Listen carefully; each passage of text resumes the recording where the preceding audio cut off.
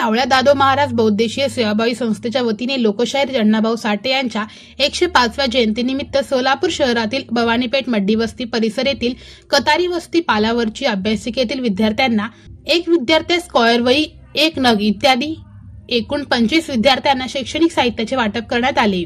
सदर कार्यक्रमाप्रसंगी श्री अमित कतारी, परशुराम कतारी, प्रेम कतारी, सिकंदर कतारी व विद्यार्थिनींनी आदी उपस्थित होते। कार्यक्रमाचे नियोजन व आयोजन सिकंदर कतारी यांनी केले।